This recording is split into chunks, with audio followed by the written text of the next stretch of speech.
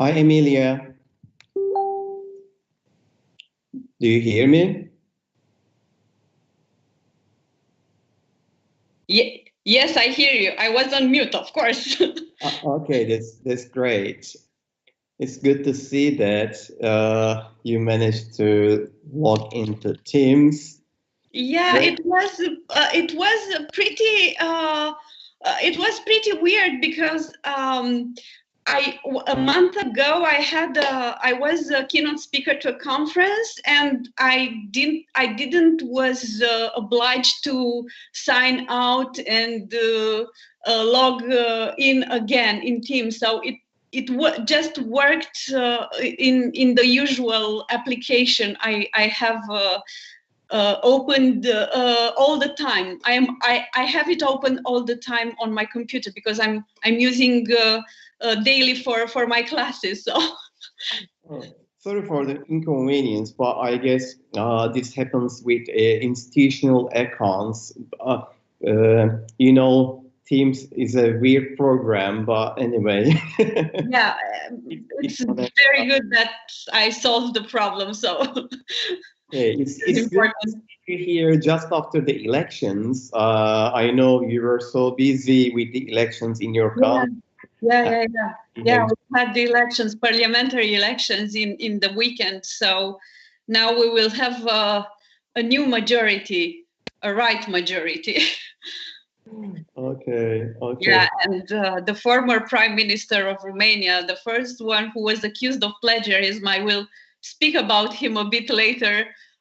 He lost the election. He was not elected anymore in the parliament. He announced that he will withdrawn from the public life. So it's a pretty interesting moment for us here. Okay, we'd like to learn about your experiences in your country because we believe that this will provide some opportunities in order to understand the consequences, especially the consequences of plagiarism and the other academic misconduct in the society. We really appreciate your contribution for being here with us today. Thank you so much, Salim. I'm very glad that you invited me, and I'm really glad that I can present the Romanian experience about academic integrity, because it was a pretty long way from the moment when we started to put academic integrity on the public agenda, and this moment when we have already some effects, some good effects. I will say. Such things as we can imagine cannot happen in one day. So definitely they will take a long time. And in doing these sessions, especially, this is our aim: increasing awareness regarding academic integrity and promoting academic integrity. Because we know that it will take some time to change something, Yeah. some to change Yeah. some habits. If you're ready, we can start if you like. Sure. I am ready. Okay, then. So I first will upload the presentation that I will use in order to introduce you and also to relate today's topic with the previous topics that we had here previously with my students. If you don't mind, I'm going to upload the presentation so that we can talk about it all together and I can better introduce you to the audience here. By the way, we are here on Microsoft Teams, but we already broadcast this session as live on YouTube, and we have some other audience joining us from YouTube. And we encourage our audience to ask questions throughout the session from YouTube as well, although the main aim here is with my PhD students and colleagues, some other colleagues on Teams, to discuss it in further details. However, if there are any questions coming from the audience from YouTube, we will be happy to answer them, of course, if we have time. Okay, then. I'll start recording also on Teams, so it will be both recorded on Teams and YouTube. Hi again, Emilia, and hi again, dear colleagues, students, and audience who join us today. This week we will be talking about fraud and corruption, and I'm glad to be hosting Dr. Emilia Sercan here. She's from the University of Bucharest, and she will be talking about their experiences in promoting academic integrity in Romania today. Before I leave the word to Emilia, I'd like to briefly mention about our outline today, so that I'd like to provide some background for our discussions. First, I want to introduce Dr. Emilia Sercan with reference to her significant contributions to academic integrity research, to the field and society, to her country as well. And then regarding today's topic, I'd like to remind what we mean by corruption and how corruption starts, what might be the relevances of cheating, simply cheating on exam, or plagiarism with corruption. And then we will talk about the consequences of academic fraud, especially I'd like to call your attention to the pandemic during COVID-19 era here. We need more scientific research here, and what might be the consequences of having academic fraud, for example, in COVID-19 research. We will try to understand this, and we will also try to define what we mean by whistleblowing and the importance of whistleblowing in the society. Of course, we will not simply be focusing on student plagiarism, but we will also consider plagiarism from the academics' perspective, who are accused of being plagiarizing. So competitive plagiarism and also exploitation will come as the other important issues here.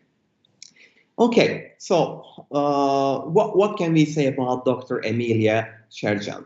As I said previously, she is working for the University of Bucharest, and she's a senior lecturer there at the Faculty of Journalism and Communication Science Department.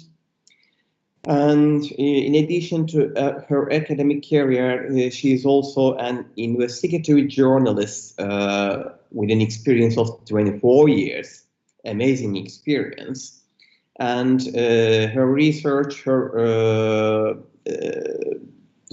area is divided into two groups. One in which she is dealing with censorship in the communist new press, and the other one she is dealing with academic integrity. She submitted her PhD thesis in 2015. It was related to censorship mechanism in the communist press, and later she published a related book. She has visited several countries through scholarships that she earned.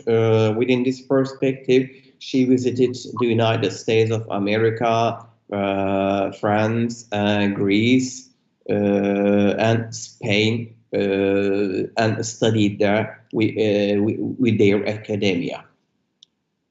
And I am proud to be announcing here that as a board member of European Network for Academic Integrity, we were so glad to give Emilia an award last year, especially acknowledging her contribution to the development of academic integrity, promotion of academic integrity in her society. But this was not the only award that she received. As you can see here, she received many other awards, including our network's award. And what was behind these awards, especially her investigation into plagiarism cases, especially related to top Romanian politicians and public figures. They were very important in terms of considering the reform movement in Romania regarding academic integrity. That's why we will be relating fraud and corruption with academic integrity. On one hand, we will have academic integrity. On the other hand, we will have fraud and corruption, and how this might turn into academic integrity. We will allow to learn from the experiences of Emilia today. Emilia is also contributing to our network as a member of the survey working group. Some of my PhD students already very familiar with this group because they are using the surveys that we especially develop for as self-regulation tools, but the survey working group also turning them into research tools. So if any of you are interested in joining the group, my colleague Inga, she's also another board member of the network. She's leading this group. Please contact Inga. Previously, we mentioned corruption, but we mainly focus on cheating and the other forms of academic misconduct. And we said that cheating becomes deception, and later this becomes fraud, and finally corruption. So we see that the roots of corruption goes back to cheating. So we as teachers, as academics, we need to pay attention to the prevention of any type of academic misconduct because this might in the future, this might result in corruption. This might result in fraud and corruption. So we need to pay attention to this. And here, relating it with the theories, learning theories, during the 1960s, we especially see the impact of behaviorism. However, the impact of behaviorism is not limited to only 1960s, and even today, in our pedagogical materials, we benefit from behaviorism, principles of behaviorism. This is stimulus-response relationship. So here, especially in such methodologies, we try to prevent mistakes because we believe that if we do not prevent mistakes, they will become, by systematic repetition, they will become errors. Errors are systematic. So here, I believe that we can relate it to the journey from cheating to corruption. If we do not prevent cheating, which could be regarded as, for example, mistake here, and if it becomes error, then it will be more difficult for us to correct it, to prevent it. So here the key point seems to be preventing any systematic repetition of any mistake, and academic misconduct seems to be very important for me. Okay, we are talking about, basically today we will be talking about academic misconduct, but more importantly, we'd like to approach the point from the promotion of academic integrity. Although they are just opposite terms, we'd like to learn from mistakes here in terms of promoting academic integrity. Before we go forward, I'd like to remind a few key terminologies that will help us to understand the discussion today. One of them is academic misconduct and the other is academic fraud, and I'll be providing the definitions from INAE glossary here. What is academic misconduct? This is any action or attempted action that undermines academic integrity and may result in an unfair academic advantage or disadvantage for any member of the academic community or wider society, which is quite similar to academic fraud. Again, we are talking about actions, what kind of actions that are intended to deceive for unfair advantage by violating academic regulations. So, as you see, we have academic integrity, principles of fundamentals of academic integrity on one hand, and what happens if we violate these fundamental values, then we will have either academic misconduct or academic fraud. So they are important. Mainly, when we refer to academic misconduct, mainly we talk about plagiarism. And once we check newspapers, for example, global newspapers, we will see that there are several news that are coming from different countries. As you see, in the headlines here, we are referring to, indeed, I just copied them from the internet, from newspapers. But as you can see, they are coming from different countries. They are not only coming from underdeveloped countries. They are not only coming from developing countries. But as you see, any country, including developed countries, are also suffering from such cases, such plagiarism cases and academic misconduct. Of course, talking about my country is not an exception. Here, Emilia, here you see this time some newspaper titles, headings that are in Turkish. And Turkish newspapers are also referring to academic misconduct by Turkish scholars, because our country is not an exception. To my understanding, what makes the difference? I mean, this happens everywhere, but what makes the difference is how we react, how the academics react to academic misconduct by any colleague, or how does the society react?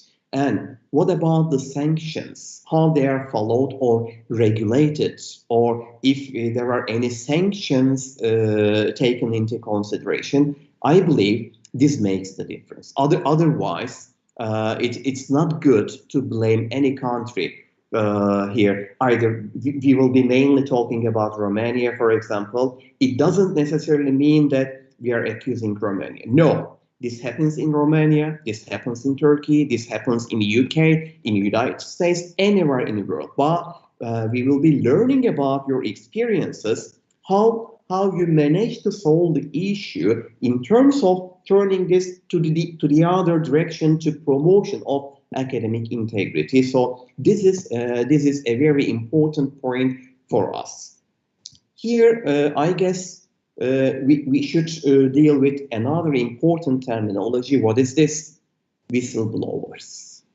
Who is a whistleblower? Again, I am going to providing some important definitions here. Whistleblowing, reporting, irresponsible research practice, and anti-whistleblowers. Who are these people? These are important. Again, I'm going to define them from IE dictionary. A whistleblower is a person who is making a disclosure in public interest by an internal or external person in an attempt to reveal neglect or abuses within the activities of an organization that threaten individual standards, quality, integrity, or reputation. Okay, on one hand, whistleblowers. On the other hand, we have anti-whistleblowers. Who are these people? An individual who is either not reporting or preventing the other people from reporting any academic misconduct, for example. So two groups of different people. When we check whistleblowers, for example, we see from the relevant literature that they are benefiting from some effective strategies. What are these strategies? Of course, increasing awareness in the society here. It means that collaboration from peers, collaboration by the government agencies, congressional support, media support, NGO support, and legislation for example. And more recently, we see that, for example, social media plays a very important role here in terms of receiving such corroboration from the others. What about the consequences of academic fraud? Let's say, for example, if you are talking about plagiarism, is it only restricted with the academia? Now we will try to understand this. To understand this, I just checked Retraction Watch. I'm sure you are familiar with this. Retraction Watch and investigated what happens with related publications of COVID-19 research. And I see that there are 39 papers retracted, 5 temporarily retracted, and 4 expression of concern. What does it mean?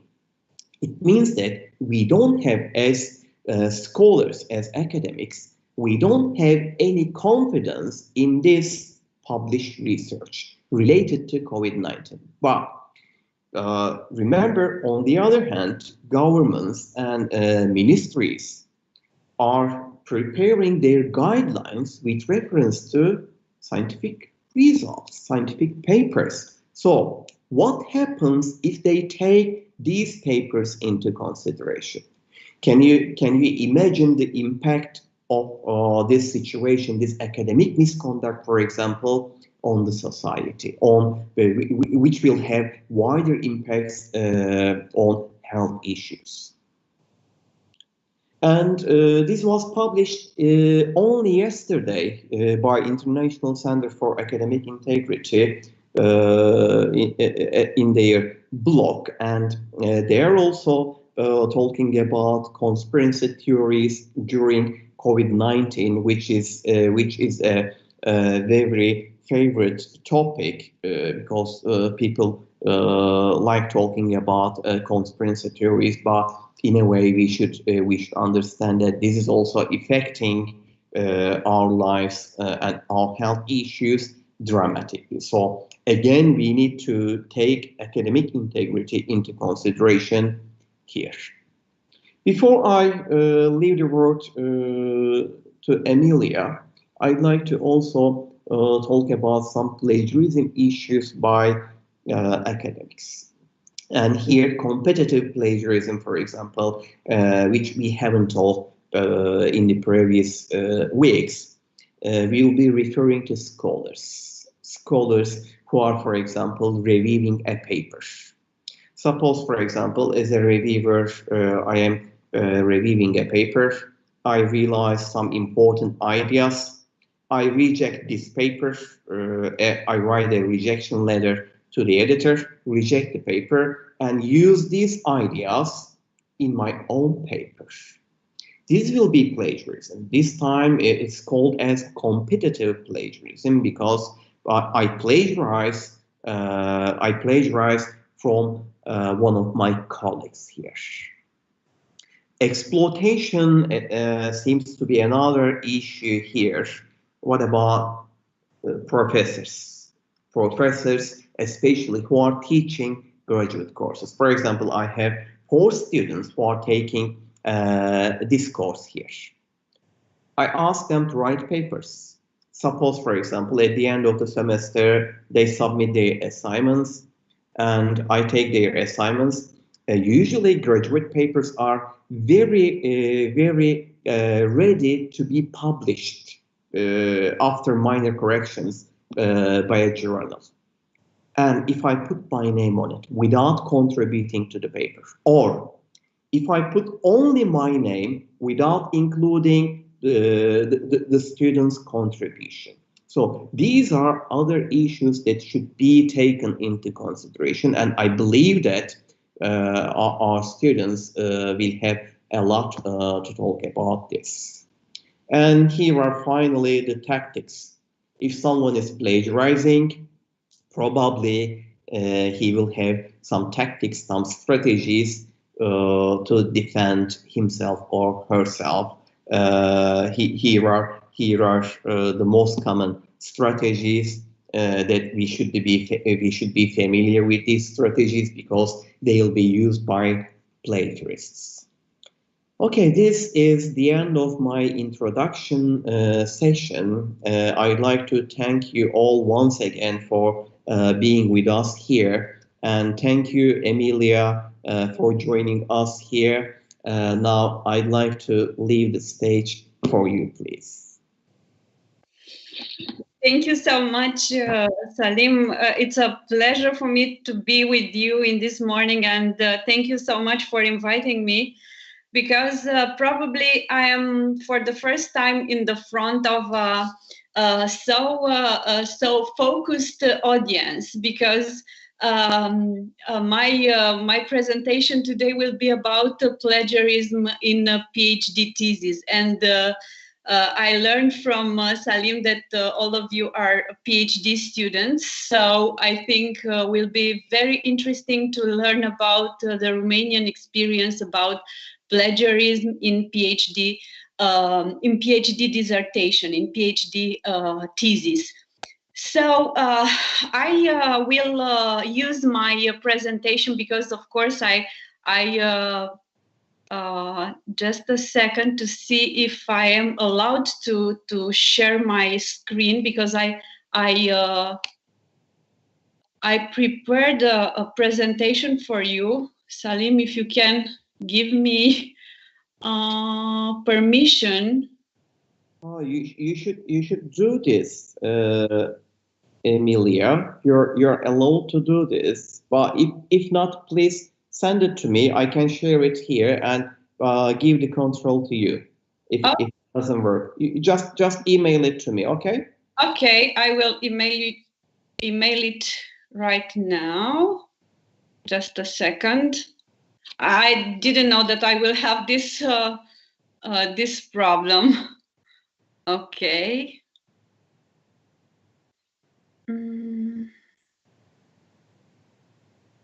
Okay. I send it to you.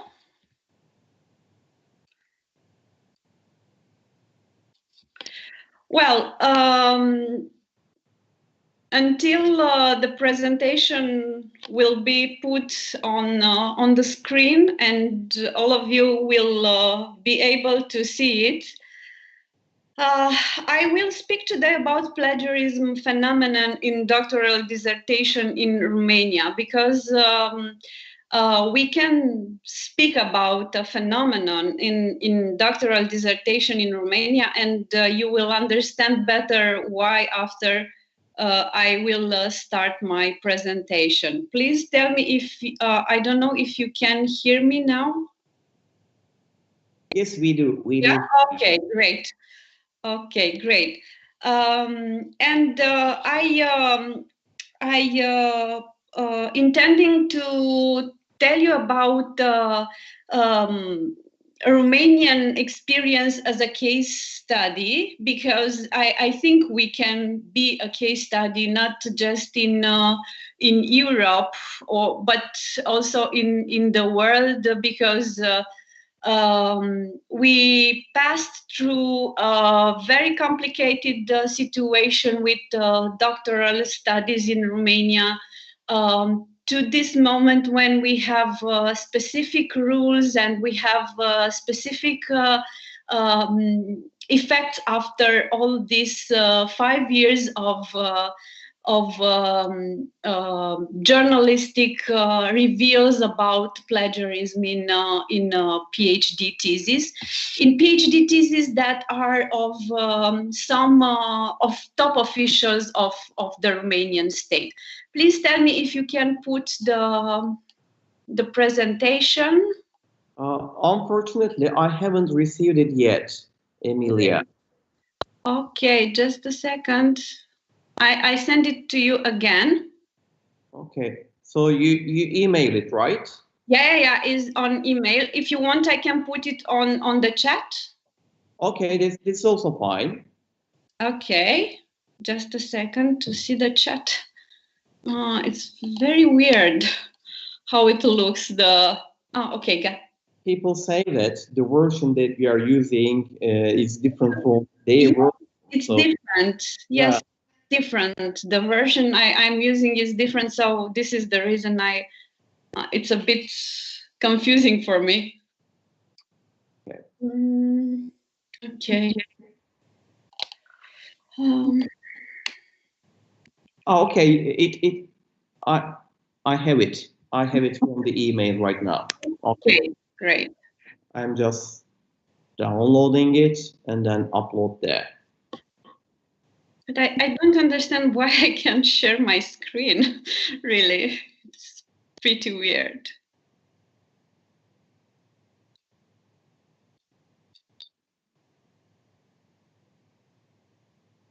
Okay, just uploading it.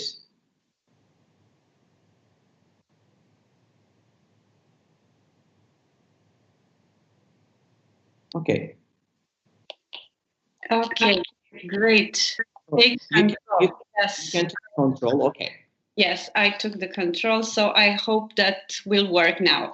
So as I told you, I will present you today the case of Romania. I will speak about plagiarism in doctoral dissertations in Romania, and of course I will speak about causes and effects because I think they are very important. Why the PhD matter? Because all of you are PhD students here. Of course, you know very well that doctoral degree is the highest academic qualification that a university or a research institution can provide. A doctoral degree can bring a university career, prestige, or other types of social aspirations such as political, governmental, or corporative positions. And my focus today will be on the political and governmental positions of people who who had a PhD title. Here is here you can have a brief it's not a brief is the picture of the Romanian doctoral studies starting with 1990 and until 2018. You can see 2018 is the last year. I know that I put the figures for 2019, but probably it was an error in the Excel document.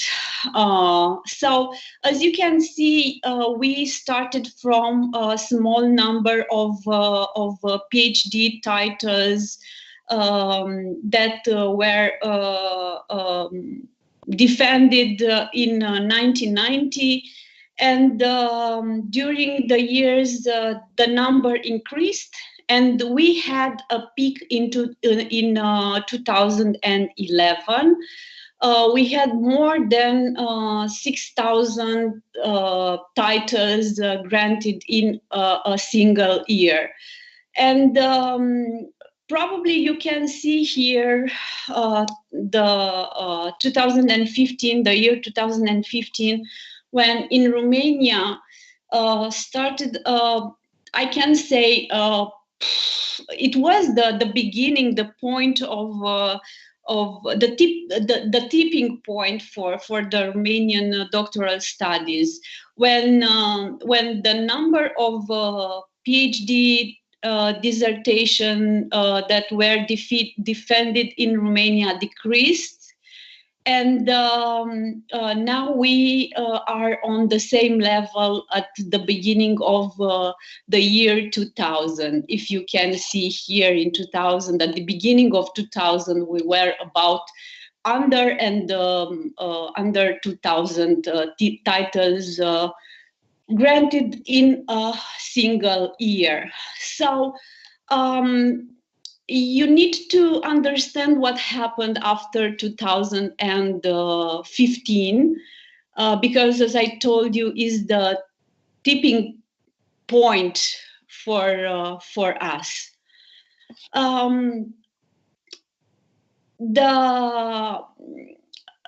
it was another moment, important moment in Romania when we are speaking about academic integrity. And that moment, it was in 2012. Well, before 2012, the question, the topic of academic plagiarism or academic integrity was almost non-existent in Romania. But in 2012, the prime minister, the acting prime minister of Romania, Victor Ponta, was exposed by Nature magazine that he plagiarized in his PhD dissertation. It was very interesting and I think it was also very important for us that the story broke outside the country, so in the Nature magazine, not in a Romanian newspaper or in a Romanian magazine. And this is the picture of the article that presented the accusation against the acting prime minister in that moment, Victor Ponta. Well, what happened then? Victor Ponta said that he will resign if a committee will discover and will be able to have a verdict of plagiarism about his PhD thesis. But what happened was very far from his declaration. Why? Because the Minister of Education, of course, the Minister of Education was part in the government that Victor Ponta was leading.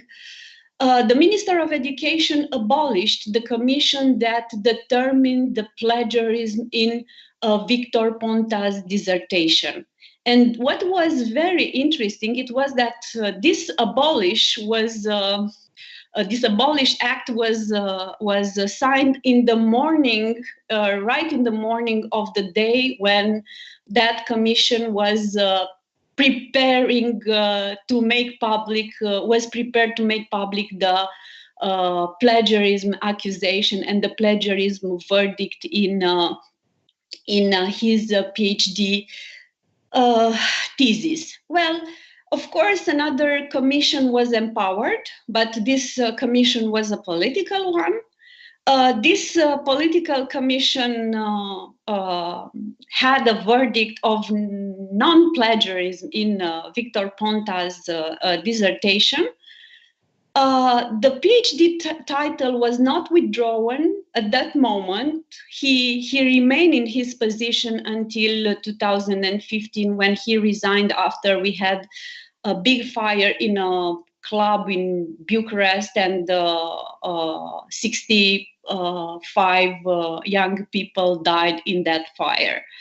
Well, a year later, that commission that was an academic one, the commission that was abolished by the Minister of Education, was established.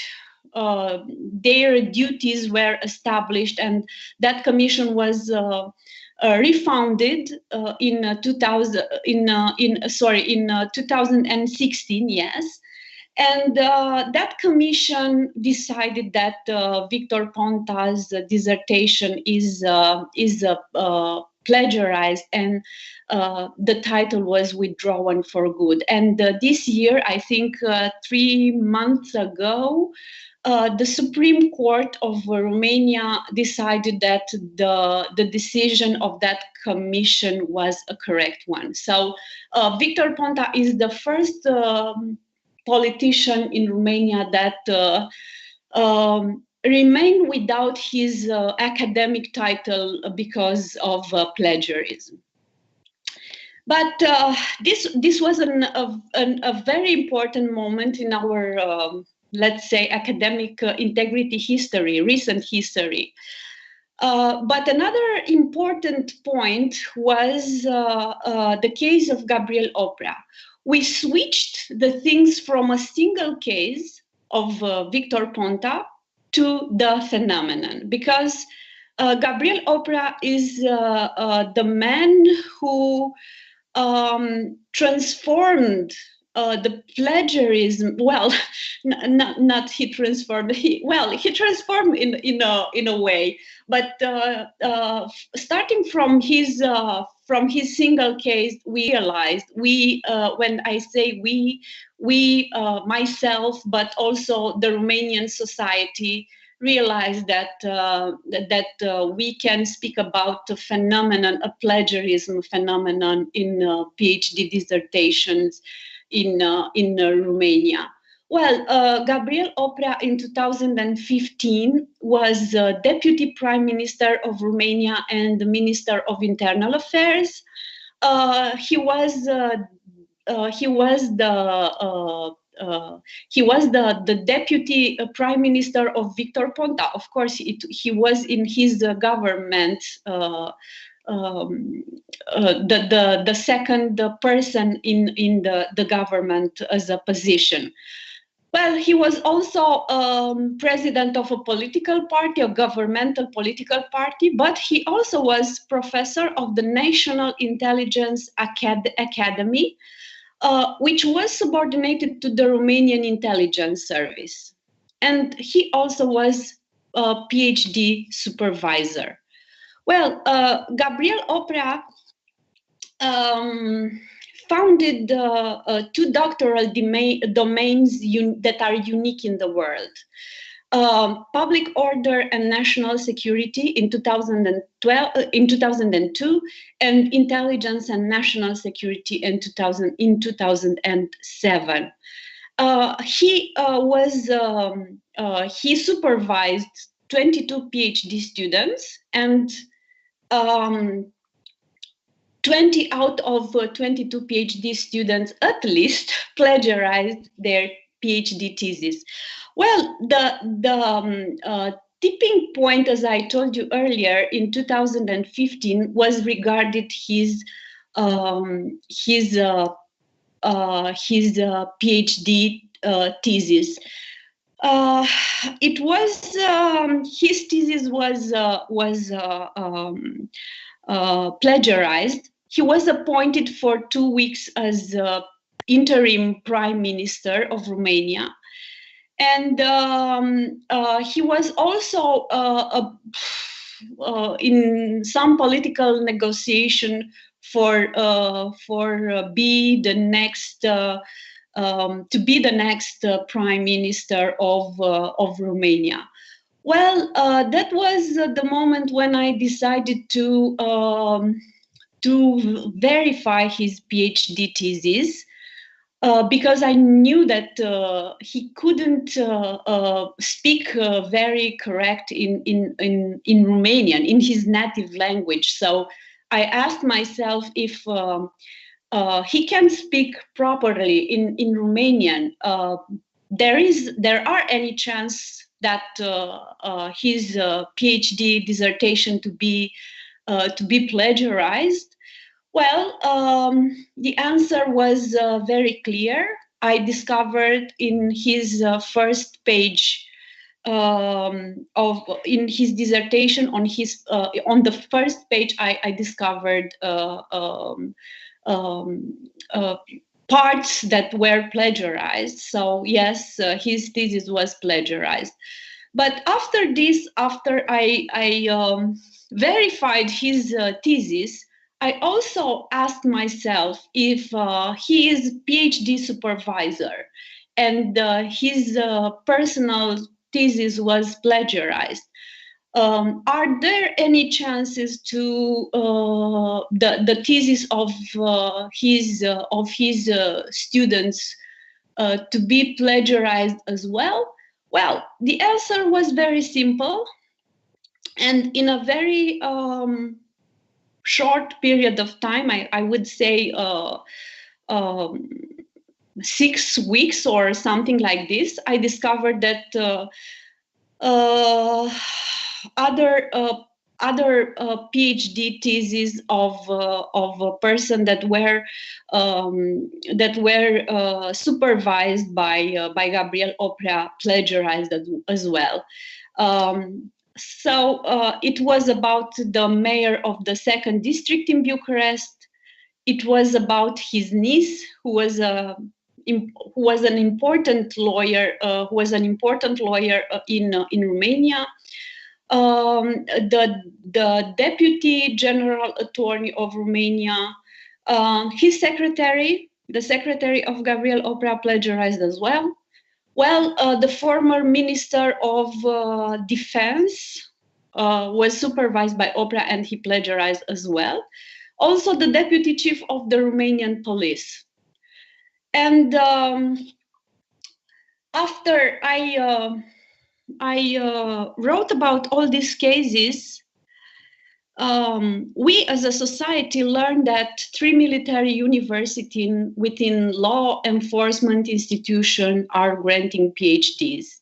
And of course, we asked ourselves why a military university that is subordinated, let's say, to the Romanian intelligence service or to the Romanian Minister of Internal Affairs or to the Minister of Defense, why they are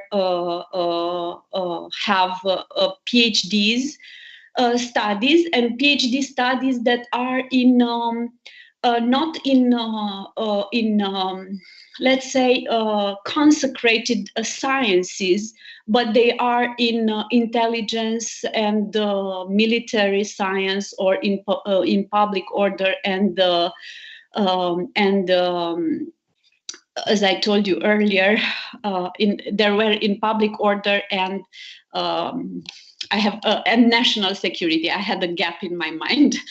Well, so we ask ourselves here why it is why this universities has doctoral studies and why they are granting PhDs. And we also learned that PhD titles in these military universities were very attractive for politicians, civil servants, intelligence and army officers, prosecutors, judges, police officers, and servicemen. But we also learned that most of these PhD titles were plagiarized, and you will understand a bit later that we really can speak about phenomenon, at least in these military universities. Well, this is the evolution of doctoral studies in Romania.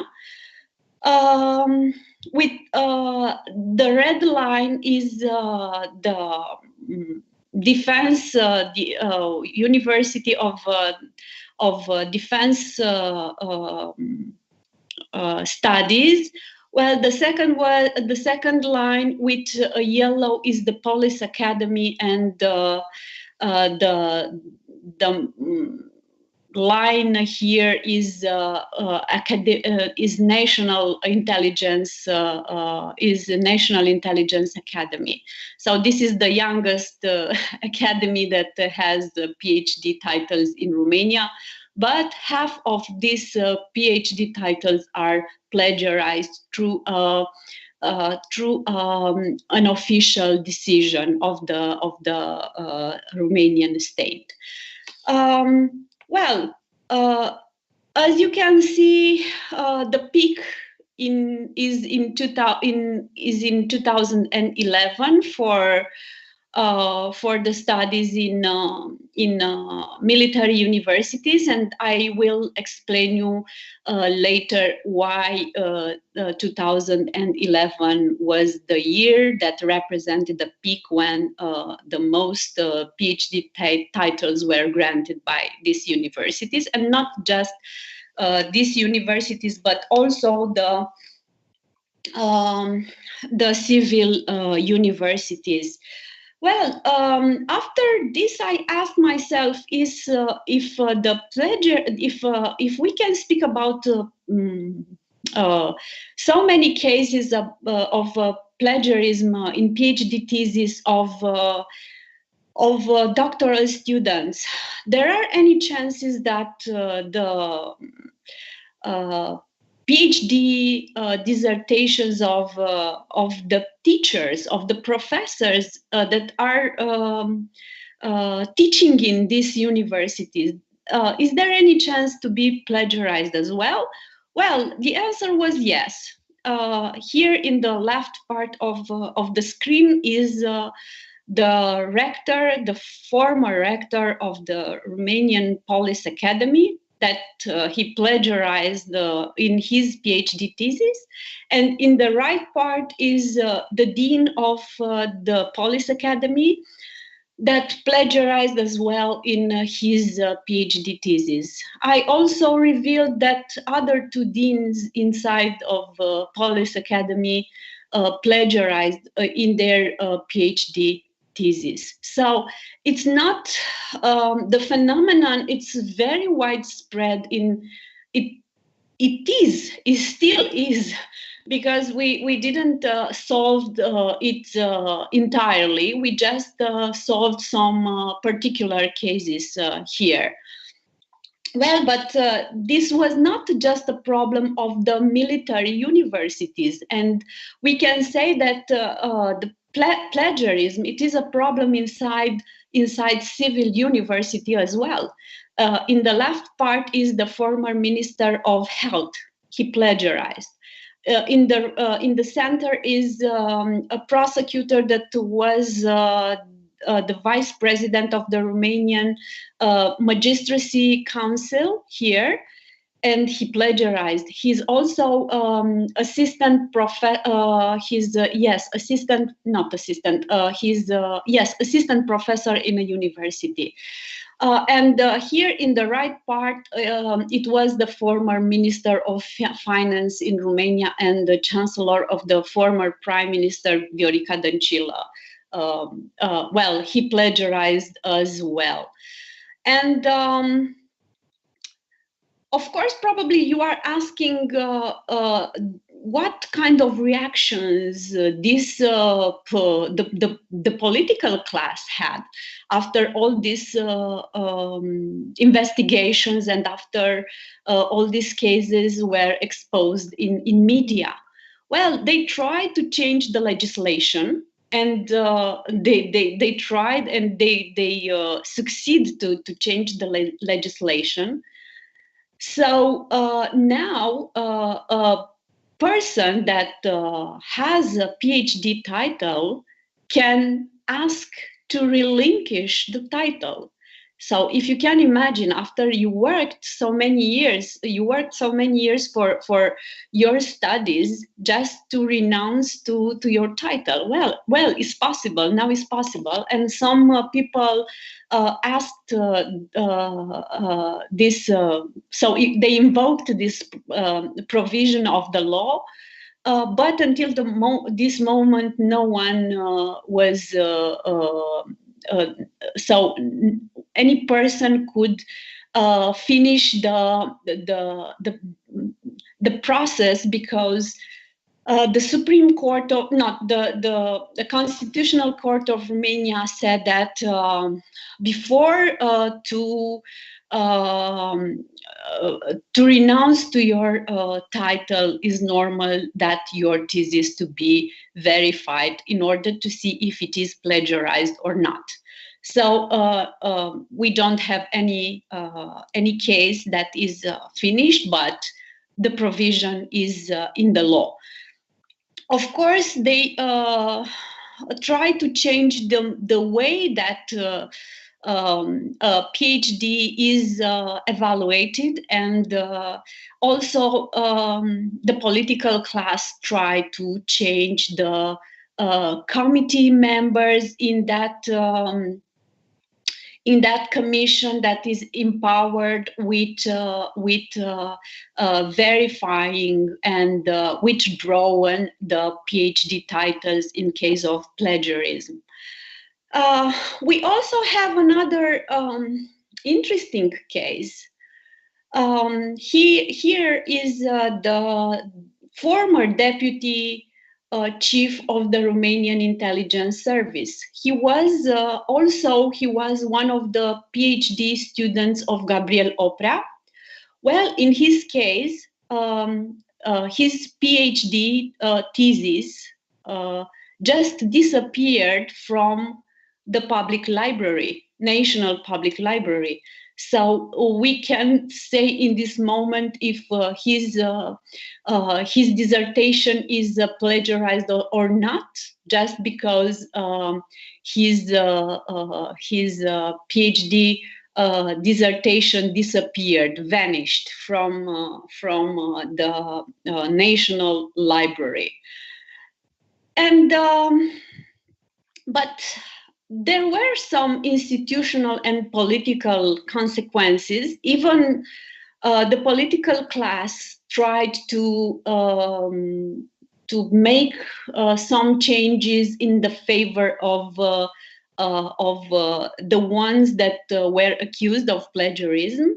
So in 2016, I think on a distance of 1 month, Victor Ponta and Gabriel Oprea remain without their PhD titles, because that commission, that national commission that is empowered to verify the plagiarism accusation, decided that their theses were plagiarized and decided to withdraw their PhD titles.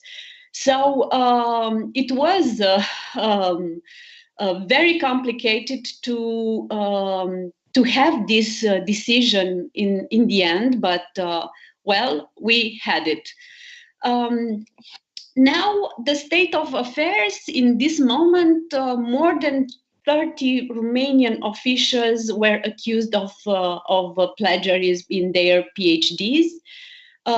2 former prime minister, a former vice prime minister, a minister of education, a minister of defense, a minister of health, 2 ministers of internal affairs, and as you can see, the list is very rich in people with a high position in the Romanian state. So probably now you can understand better why the political class tried to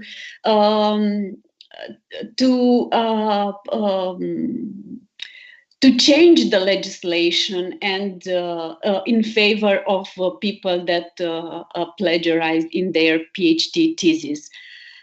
Of course, we can explain the plagiarism phenomenon through some things, very specific things. I'm very sure you are asking yourself probably in this moment that why all these people with so high public position in a country want PhD titles, because all of them received the titles when they were when they already were in high public positions. So not at the beginning of their career, let's say when they were in their 20s. No, they received these titles when they already were very high in public position in Romania. And probably you also asking yourself if were there benefits for these PhD titles, or who endorsed these things. Well, I have some explanation for these questions, and I will be very glad to answer your questions, specific questions at the end of my presentation. Well, in Romania, in 2012,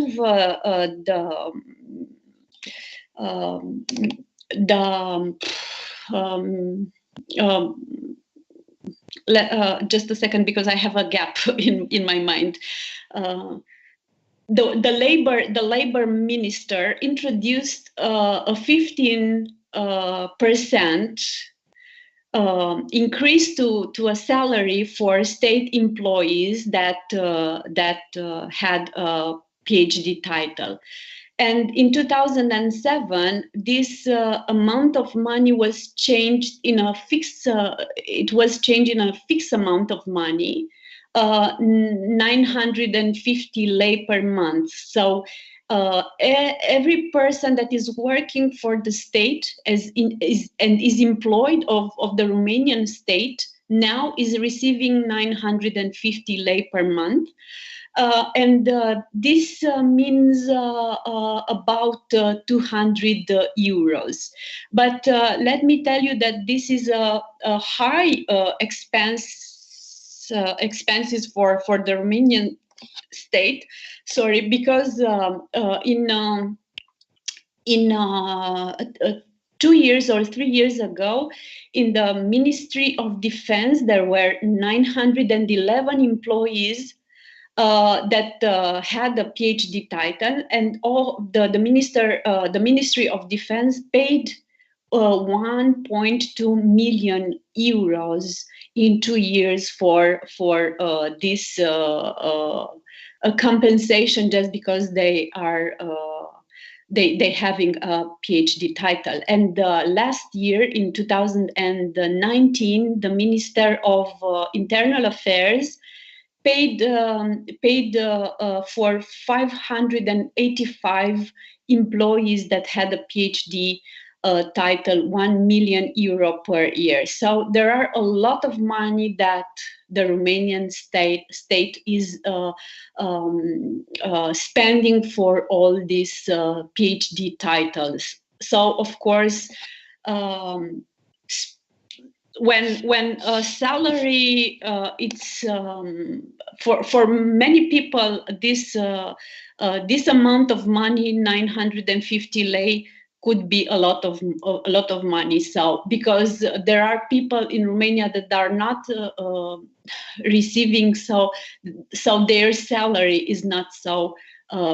It's about, could be about 950 lei. So there are a lot of money for someone who is working for the Romanian state. But there are other provision in the Romanian law. So if you are working in the Ministry of Defense or in Ministry of Internal Affairs, you can become a general without an exam. So to be a general in the Romanian army or in the Romanian police, and if you have a PhD titles, you are not obliged to pass through a very complicated and tough exam for become a general. And also there are other provisions that are saying that you can become a lawyer without an exam. Victor Ponta is an example for this. He is a lawyer. Well, I think this position will be withdrawn as well for him, because he lost the trial with the Romanian state. So, but he was a lawyer, and he became a lawyer without an exam, just because he was he had a PhD title. Professors. Another explanation is the fact that PhD supervisors didn't made their work. They didn't do their job as they were obliged to do it. So professors without proven research activity become doctoral supervisors in some universities. And doctoral schools, some doctoral schools, of course, not all of them, but some doctoral schools used thousands of identical defending committees, and the reviewers submitted the same final report, only changing the name of PhD students. So when the professor, the PhD supervisor, which in my opinion is the most um, has the most responsibility for a plagiarism a situation in a PhD thesis, if they don't do their job in a proper manner, so we can say that they have the biggest responsibility, of course. And we can also speak about some arranged committees. If we learn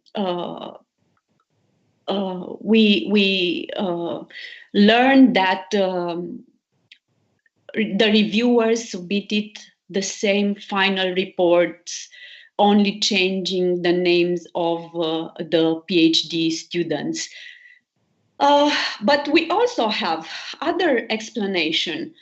The ethic committees and the anti-plagiarism policies in the universities were not respected.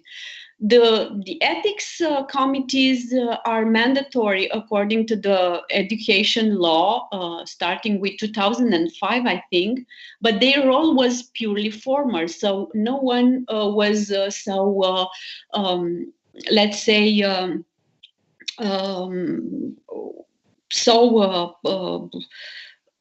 the people didn't put so many importance, didn't give so many importance to the ethics committees in the universities. And also the ethics codes were not promoted among students. And I can tell you also that many professors in university didn't knew the provision of the ethic codes. And of course, the issue of integrity is still missing from some university in this moment, and it also missing from the public academic discourse of some universities. So this was in the past, this is in the present as well, unfortunately. And there is another explanation, the fact that we didn't have academic writing and research methods courses in universities, and some universities started to implement this kind of courses after 2005, when 2015, sorry, when the plagiarism scandal broke in the public agenda in Romania. So a small number of Romanian universities have academic writing, critical thinking, and research methods courses in this moment. And also I can tell you that, I don't know, probably is specific for other countries, but children here are educated in the elementary school or in high schools in a copy-paste culture. So it's very specific for some teachers to tell the children just to copy-paste from Wikipedia or other sources from internet, and to put in a paper that is preparing for an assignment. So, and this is a strong problem for us, and I think for other countries as well. Well, and this explains why when these children became students or later on PhD students, they don't understand or realize that they are committing plagiarism. And they are just asking their professors in the university, why you are saying that I plagiarized? I didn't plagiarize. I just copy pasted from internet. So it is so normal. I was advised to do this when I was a student in the high school. Well. But after 5 years, of a journalistic investigation that were made public, we have now some results, and that commission, that national commission that is empowered to analyze the plagiarism cases, received 100 complaints starting with 2016, when the commission was re-empowered to work, until the beginning of 2020. And 49 doctoral titles were permanently withdrawn, 22 doctoral titles were maintained, and 29 cases are being analyzed in this moment. So we are still waiting for some final results in this case. And we can say that we have some good effects, and I will speak about some bad effects as well. But the good effects is the fact that we have 49 decisions, at least, about some plagiarism theses. Some theses that were plagiarized. Of course, tens of PhD theses were rejected for poor quality, which never happened before 2000. And so, or let's say not never happened, were so rare the situation when theses were rejected for poor quality before 2016. And I think now, when we are seeing tens of PhD theses rejected, we can say that is it is a huge change in this. We also have tens of doctoral dissertation postponed for just because they had bad quality or poor quality, but not so poor. So they just the commission just asked the PhD student to review parts of the thesis. The number of defended doctoral theses decreased a lot in all these years, and you can you remember the chart I put it at the beginning of my presentation, and you saw the number of theses just dropped after 2015. And also the number of new doctoral students enrolled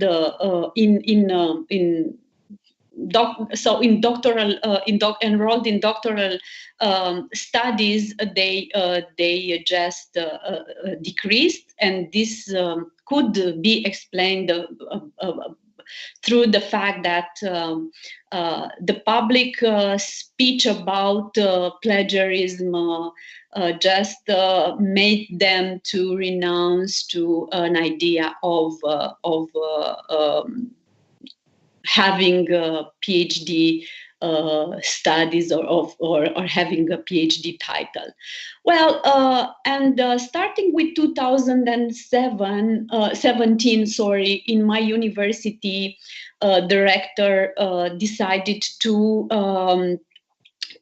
introduce mandatory academic integrity classes to master level.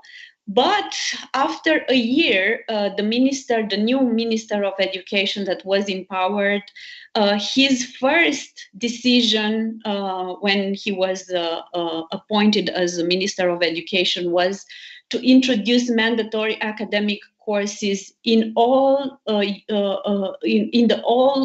Romanian universities. So now we have academic integrity courses in all, also in master level, but also in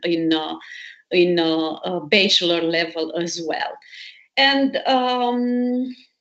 Ministry of Education also withdrew the accreditation of the Police Academy, and this is a very new decision. It was I think it was 3 or maybe 1 month ago, this decision was took, and is the first institution, is the first university that don't have the permission anymore to organize doctoral studies, just because of the level of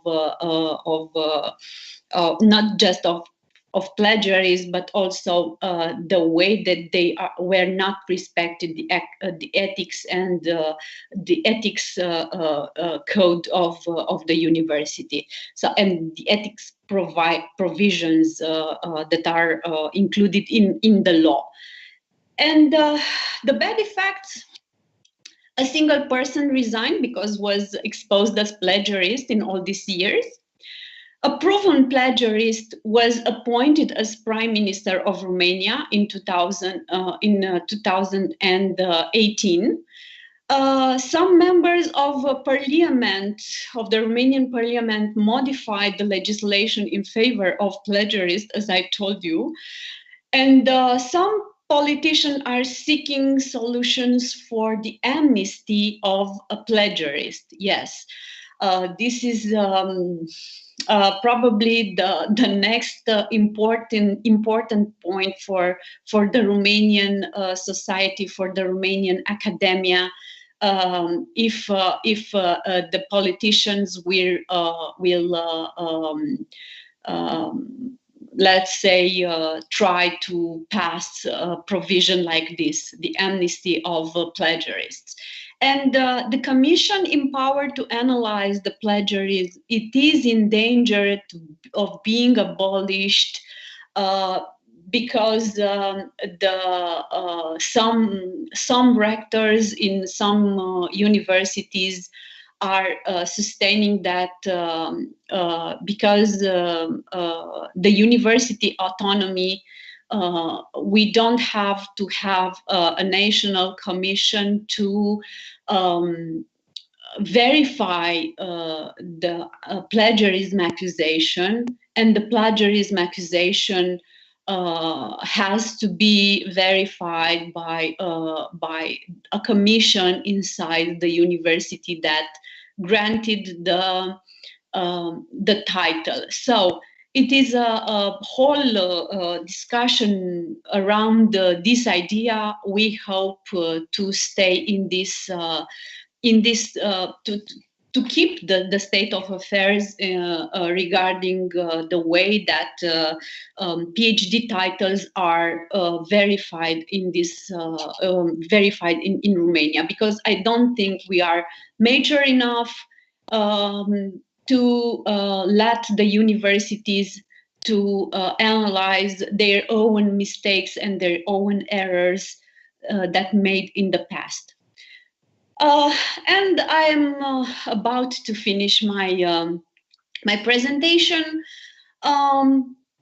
As you can probably understand from what I told you about our experience, as is the fact that the PhD has been transformed into a morally and professionally trafficked title.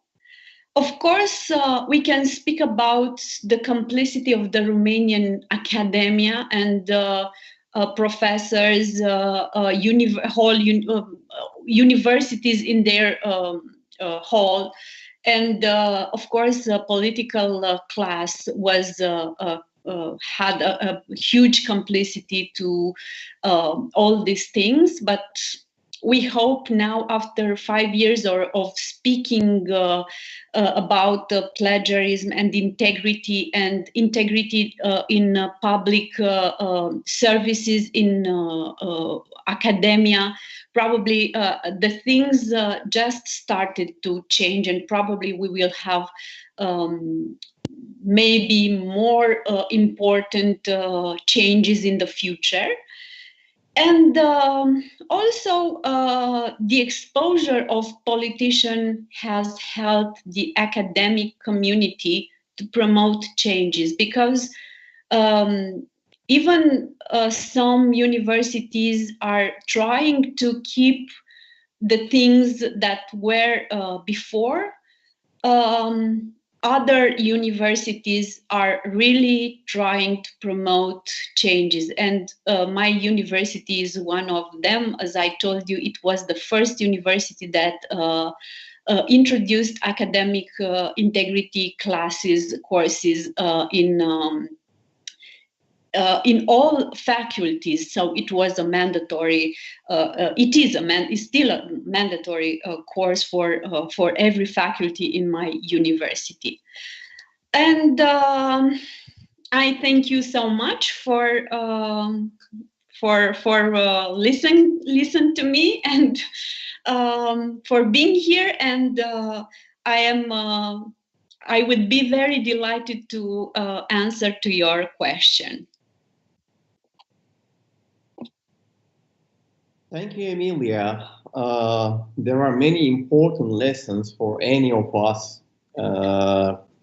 considering the situation in Romania.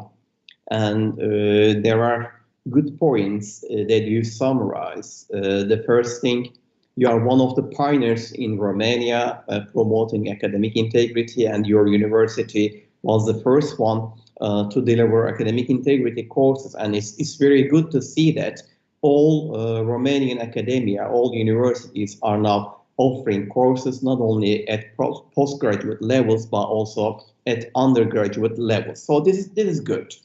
What I understand from your experiences is that we need well-established national academic integrity policies.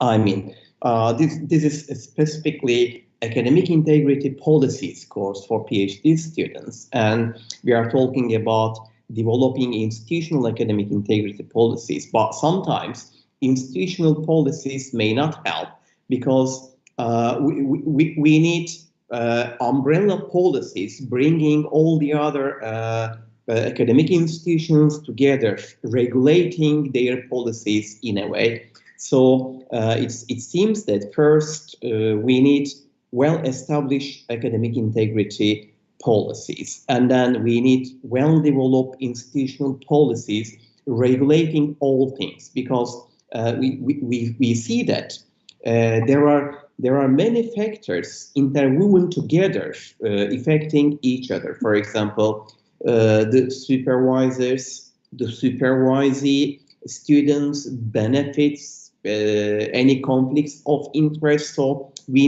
need policies. These policies should be preventing shortcuts, any bypasses by any interlocutor here, and we need to question our understanding from research, from academic research. Why do we conduct academic research, and why do we publish?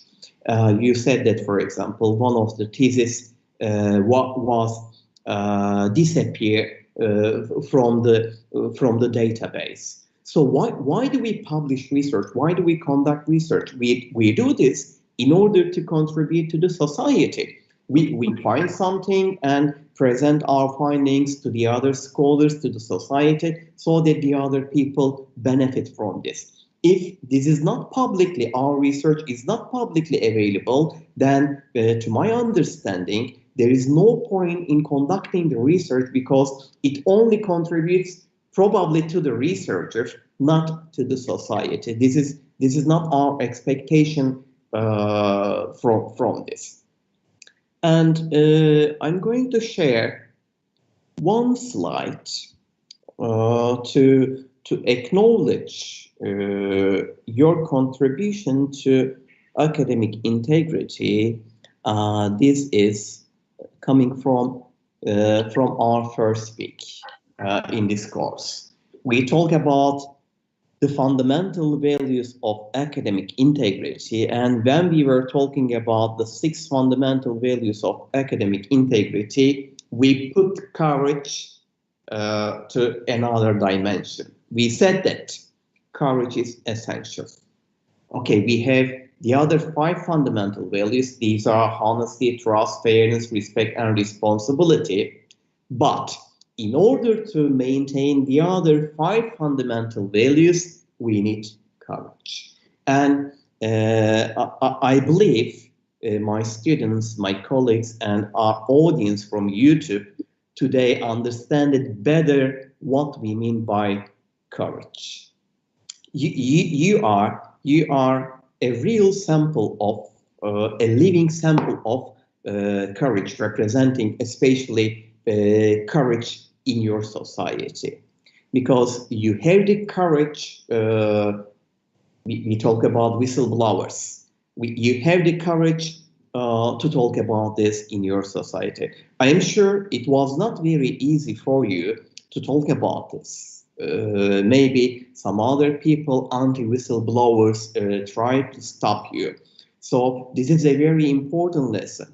And if we see any academic misconduct, it means that the important lesson from here is that we need to have the courage to talk about it. Otherwise, it will be spreading to the other members of the society. As you see, you talk about a supervisor supervising 22 theses, and 20 of them were accused of plagiarism. So this is a huge number, and here we need to question the workloads of professors, the workloads of academic people. I mean, if we ask any academic to supervise 22 PhD theses, it is too much work for the academic. So in our policies, we also need to regulate this. At the same time, how many PhD students can be supervised in an effective manner?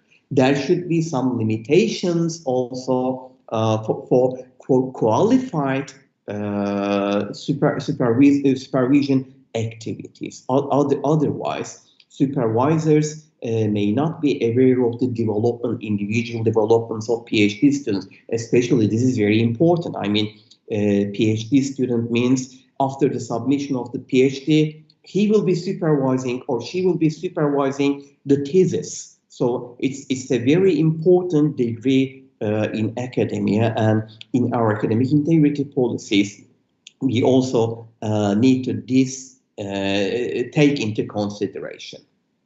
Okay, then I'd like to especially encourage my students. I am sure they should have something to add or some important questions to ask you. I'd like to thank you once again for sharing your experiences in terms of promoting academic integrity in Romania. Now, I'd like to leave the word to our students. What would your contribution be regarding Emilia's experiences in Romania academia? Yes, please.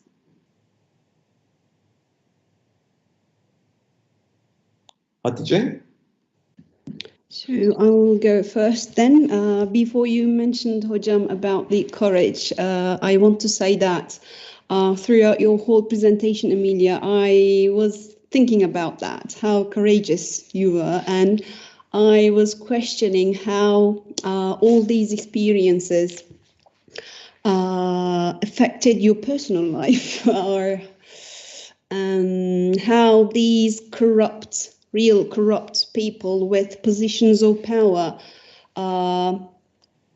made your life difficult. That was the question on my mind throughout your presentation.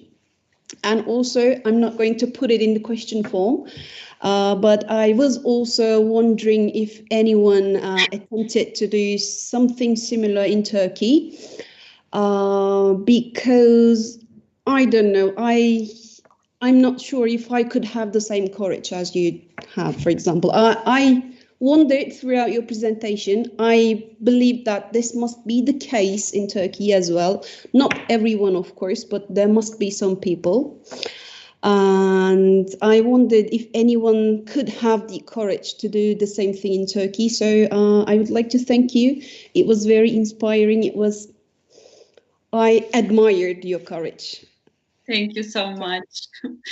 Thank you so much. Well, it was not simple for me, of course. And in all this year, I postponed my personal life and I put all my energy and efforts in working on these cases, because I didn't reveal just specific plagiarism cases, but I also wrote a lot about the whole phenomenon and why it is important to change things. And I also explained to people how all these effects, what the effects are from for our society.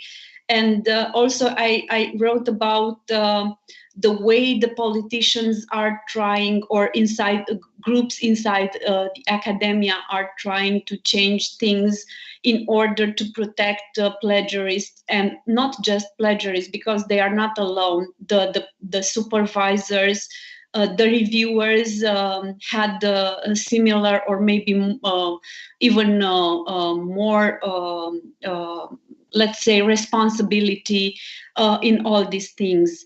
Well, it was not simple. I was harassed. I was, of course, I was threatened.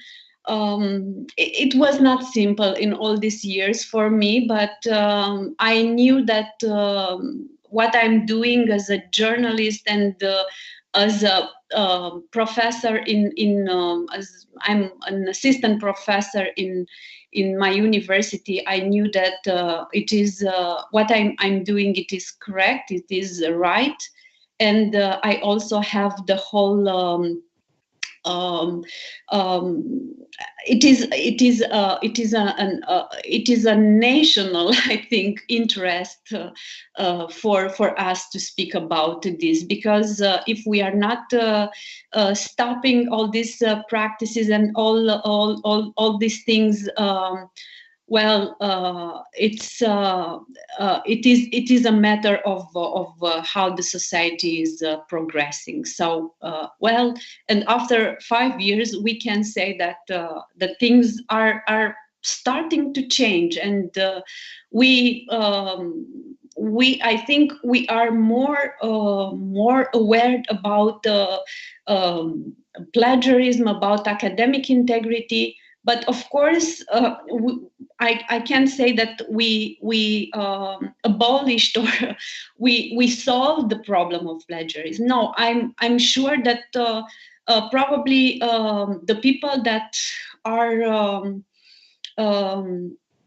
let's say that are intending to plagiarize, probably they are trying to change the manner that they are doing, because what I was speaking to you earlier was about the copy-paste plagiarism type. So, and you know probably better that it's very complicated to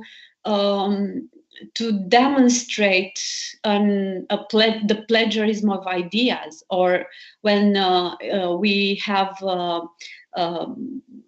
other forms of plagiarism. The copy-paste type is the most simple, and all these cases were copy-paste type of plagiarism. So this why was so simple to explain to normal people. The things were not okay it was not correct in an academic paper, in an academic studies. So, well, it's complicated, but we think we are on the good way, and we will able in the future to change more. Congratulations. Thank you. Yeah, you are definitely on a good way to change, and you have this courage, so it's very good for you. And we are academics. If we are not doing anything about it as academics, then who is going to do it? Who is going to take some action against it? As academics, we are the only people responsible to protect the fame of the academy, the fame of science here. So we should have the courage to prevent it and to promote academic integrity. Yes, Miranda. Thank you, Emilia, for this very insightful presentation. You mentioned that the new Minister of Education took a step in introducing the academic integrity courses at undergraduate level. I was wondering if there have been any changes in the curriculum at the primary school level as well in terms of education of values. Yes? Well, unfortunately, no. And this is the next step I am and my colleagues are intending to promote to the new government and in the society. We said that if now we introduce these courses in the undergraduate and postgraduate levels, and we all understand now how important they are for the academia. We also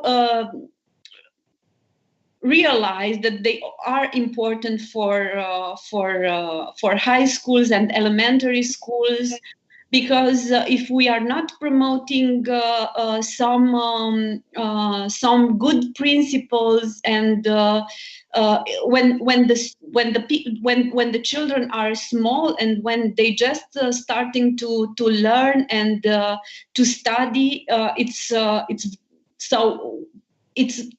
too late in university to learn that is not normal to cheat or to plagiarize, or what means plagiarism. So, well, yes, we are aware that we need to introduce maybe not some classes, but maybe to introduce some specific let's say type of classes inside the curricula. But of course, will be complicated, and will take some time to do this. Yeah, I think it needs a bit of investment in time and energy to reshape the curriculums, especially in terms of introducing the values education. It has to be embedded in nicely and smoothly. Yes, I'm glad to hear that there has been a positive impact in the society, because we sometimes feel that the efforts go in vain and we withdraw, as individuals of society, we kind of, take a step back sometimes, and think that, things don't work. But seeing your sample, we can see that it does work. With with patience, time, and courage, it does work over time. Yeah, indeed, it was very exotic in the first period when I started to work about and to write about plagiarism. It was pretty exotic for the Romanian public and for the Romanian audience to see things, subjects like this, topics like this in the media, in the Romanian media. And I also can tell you that at the beginning of my reviews, when I started to write about this, no one took my investigation. So other colleagues, they didn't consider that is important to speak that let's say a minister of something plagiarized his thesis. Of course, it was not just because it was not important. This politician had political protection in some media outlets, and it was very frustrating to see that other colleagues didn't spoke about these cases. And what was very important was the fact that people could learn about my work through Facebook, or of course direct to through the news outlet where I am publishing my stories. So, but Facebook had a very important role. We are using a lot Facebook in Romania, not so much Twitter, but Facebook had an important role to spread and spread my work and to be in contact with the audience. And yes, the subject was in. Now it is in the main public agenda. Thank you. Thank you. Emilia, so we see that you are an evidence that Facebook is an effective whistleblower strategy recently. Okay. Yeah. And Miranda, considering your question, indeed, of course, K-12 education is very important in terms of promoting academic integrity, because if we ask them, in a way, theoretically, for example, teach them some values, academic integrity values, but in a way, when it comes to practice, encourage them for copying and pasting in their assignments, then there is no point in doing this. For example, in our curriculum for Ministry of Education, we have values education. However, yes, we do. Yes. For theoretical support, okay, it seems that there is some theoretical support, but when it comes to practice, I guess we need to be more careful about it, because we are talking about, again, I'm going back to 1960s, to behaviorism and stimulus-response relationship. We are asking them to do something repeatedly, so they learn it, it becomes habit formation, and then when they come to the university, we go back and try to change this bad habits. Unlearn. Okay, so there is something strange here. The relation between theory and practice should start from K-12 level. Yeah. Hey, Kubilay. Yes, please. Hi, Emilia. So thank you for this informative and insightful presentation. So I don't have a question, but I just wanted to thank you, because it was very important for me to see the examples that you gave us and the consequences, of course. So thank you for this invaluable information about your examples. Thank you. Thank you so much. Thank you so much. It's really important for me that our other people from other countries can learn about what happened in Romania in recent years regarding academic integrity. And I'm very glad that I was here today with you in this session. Thank you. Thank you. Okay, I'd like to thank you all once again, and very special thanks, of course, go to Emilia, Sercan. We learned about their experiences in Romania, and there are really very important lessons that should be taken into consideration in terms of promotion of academic integrity.